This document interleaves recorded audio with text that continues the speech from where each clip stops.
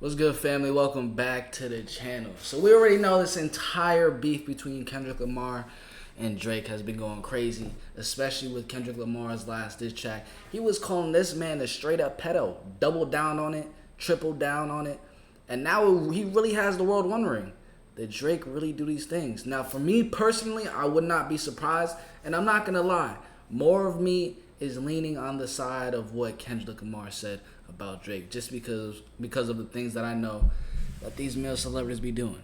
They be wilding, you know what I'm saying? Their sexual fantasies get way beyond me. So, in search of evidence, if Drake actually did do it, we have Drake's disturbing history. This video right here should be dropping some evidence or give us more clarity whether Drake is doing that or not. So make sure you do smash that like button. I'm trying to get this video to at least just bare minimum 300,563 likes. You know what I'm saying? Just some real light. And if you haven't hit that subscribe button yet, make sure you do that and turn on post notifications. I seen one of you guys had commented that YouTube like unsubscribed you like 5 times from my channel and you have to keep resubscribing. So even if you did subscribe, just make sure you check it and hit that subscribe button and turn on post notifications. Without further ado, let's get into Drake's disturbing history, man.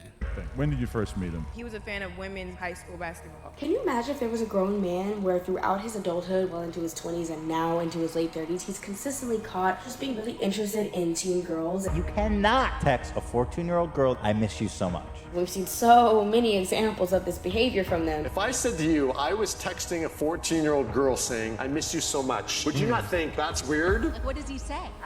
About boys. He helps me. Wait, hold up. Do you not think that's weird? I was texting a 14-year-old. We need to see what this says. I think it says, can we talk about Drake texting Billie Eilish and Millie Bobby Brown? It says, I'm sorry, but after news came out a while ago, the 33-year-old Drake was texting 14-year-old Millie Bobby Brown. Year-old girl saying, I miss you so much. Would you not think that's weird? Like, what does he say? About boys. He helps me. Drake's rise to success is nothing short of impressive. With over 170 million records sold and 193 awards, 36-year-old Drake is ranked as the highest certified digital singles artist in the United States. From his radio-friendly hits to his nice guy image, it's rare to hear anything negative about the artist. However, over the past 14 years, a pattern has emerged, leading to some fans questioning what's going on behind the scenes. The conversation started when footage from a 2010 Drake concert began circulating the internet. Footage where a 23-year-old Drake invites a girl from the crowd on stage, dances with her, smells her hair, massages her shoulders, puts his arms around her, and then starts to kiss her neck. He then says that he's going to get carried away, before asking how old she is. How old are you? Drake walks away while making a joke about going to jail before turning back to her and saying, 17? Why do you look like that? You thick. Look at all of this. He continues saying, I don't know if I should feel guilty or not, but I had fun. I like the way your feel against my chest. He then kisses her on the cheek as well as her forehead before ending the bit and continuing the show. Now, it's understandable that this was crowd interaction gone wrong, but him continuing to make sexual comments about her body and kissing her multiple times after learning her age had some fans raising their eyebrows. However, this wouldn't be the last time Drake finds himself around minors. In a 2023 No Jumper interview with producer Lil Cece, she discusses how she first met Drake, saying that in 2015 she was on a high school basketball team, and Drake, being a fan of women's high school basketball, followed both her teammate and herself. I was her teammate, so he followed me because of her. At the time, Drake would have been 29. That's Drake interesting. would post on Instagram, celebrating the release of Baka Not Nice, a rapper, friend, and member of Drake's record label. Like, even as of right now, I'm not following no high school girl, but like, 29 is you 30 at that point, a whole 30-year-old. Following a stint in jail for allegedly forcing a 22-year-old woman into prostitution, a weapons charge, and human trafficking. Oh man, those words, you know what I'm saying? Those words be messing up YouTube algorithm and AdSense and all Post that. read, "Something in the air today. A lot of good things happening at once. But this one means the most. Been waiting 11 months. Baka finally home." 1 year later, in May of 2016, 29-year-old Drake was spotted eating dinner with 18-year-old Hailey Bieber in West Hollywood. Due to their allegedly flirty interaction and Drake wearing a matching H necklace, rumors of them dating began circulating, with Entertainment Tonight even alleging That's that the two tough. hooked up at Drake's Memorial Day party. However, during this time, Hailey did an interview with E! News, revealing that she'd known Drake Damn. for around And 4 Justin married her? Damn.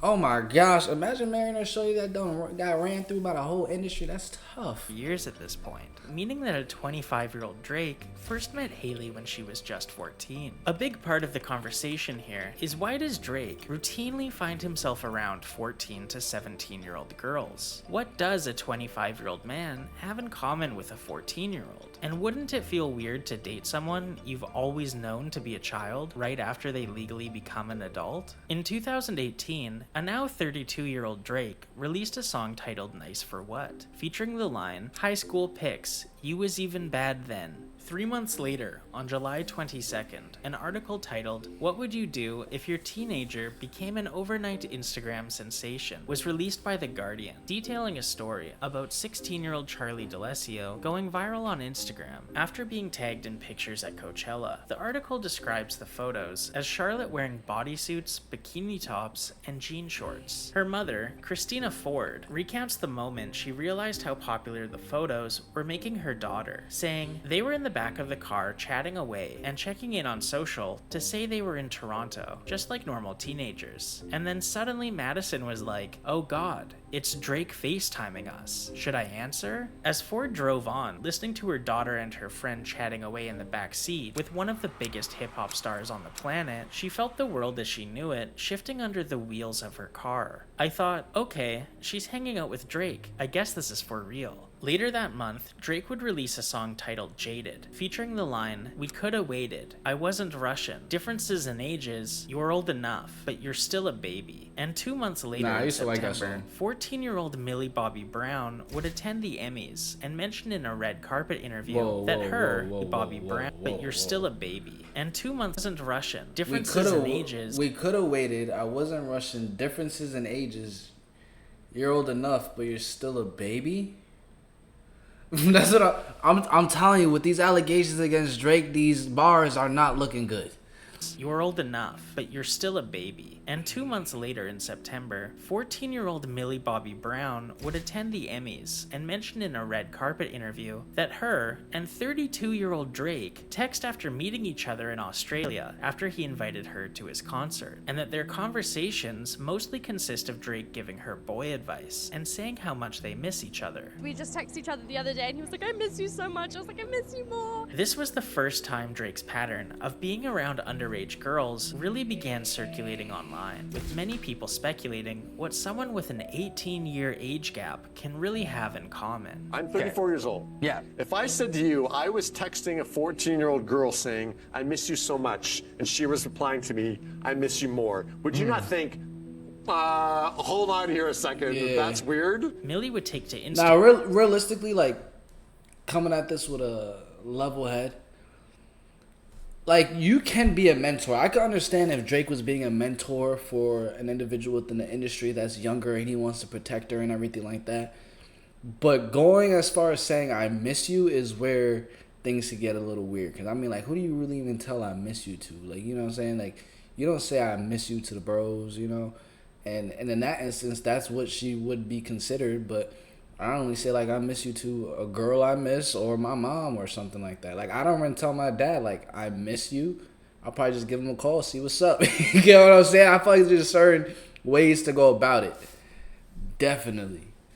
And defend Drake, saying, "Why you gotta make a lovely friendship your headline? You guys are weird, for real. I'm lucky to have people in the business extend their time to help me further my career and offer their wisdom and guidance. I'm very blessed to have amazing people in my life. You don't get to choose that for me. It's nice to have people understand what I do. Now get back to talking about real problems in this world other than my friendships. Jeez." However, a month later, as Drake was on tour, blind items began circulating, with people speculating who the noted foreign-born A-plus list singer/rapper could be. A year later, on November 25th, 2019, 17-year-old Billie Eilish sat down for an interview with Vanity Fair and revealed that one of the most famous people in her phone is Drake. She would go on to say that Drake is like the nicest dude I've ever spoken to. I mean, I've only texted him, but he's so nice.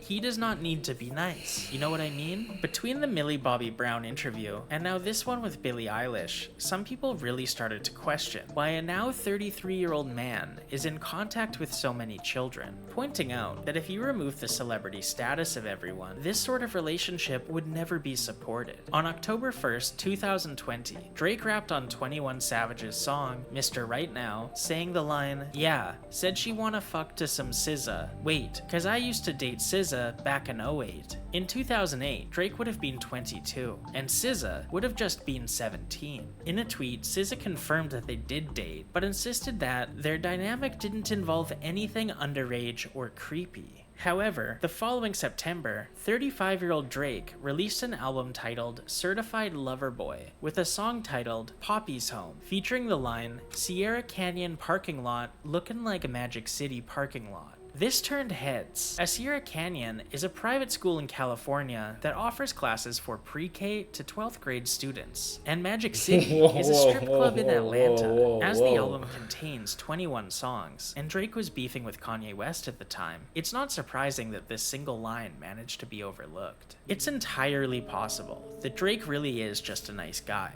and perhaps his pattern of talking to underage entertainers is innocent, as he was somewhat of a child star himself. The wheelchair However, guy. dating someone you've known since they were a minor as soon as they turn 18 is bizarre, and no one other than a celebrity would get a pass for this pattern of behavior. Following high school women's basketball as a 29-year-old isn't a common thing, nor is telling a 14-year-old how much you miss them when you're 32 and bear no relation. Women who claim to have hooked up with Drake all detail a similar, elaborate setup involving security guards, NDAs, getting copies of their licenses, and taking their phones away. So the possibility of a whistleblower coming forward is pretty low, but perhaps in the future, as these child and young adult celebrities often found around Drake grow up, we'll get a clearer idea of what their relationship was really like.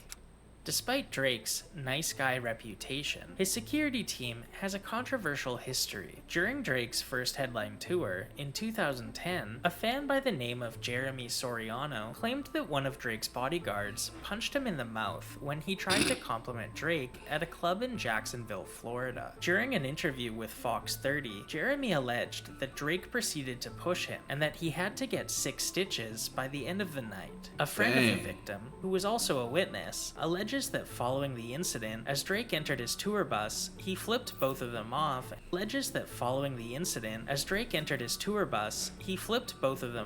And said, "F you. You're nothing." 2 years later, Drake and his team were involved in a massive brawl at a New York City club with Chris Brown, after Chris sent Drake a bottle of champagne as a peace offering. At the time, Chris Brown had been separated from Rihanna for 3 years, and as Drake was hanging around her a lot, Chris figured the gesture would help clear the air. However, according to New York Daily News, after receiving the bottle of champagne, Drake returned it to Chris with a note reading, "I'm still Rihanna," leading to the two groups throwing bottles and glasses at each other. Afterwards, Drake is wild for of that. staff members cleaning the glass off the floors emerged, and Drake's team released a statement That's wild. insisting that Drake wasn't involved in the brawl at all. According to TMZ, in 2016, a server at the popular Hollywood nightclub Delilah claimed that he was punched in the face by one of Drake's bodyguards because he wouldn't get out of the bathroom so Drake could come in and use it in private. According to Insider.com,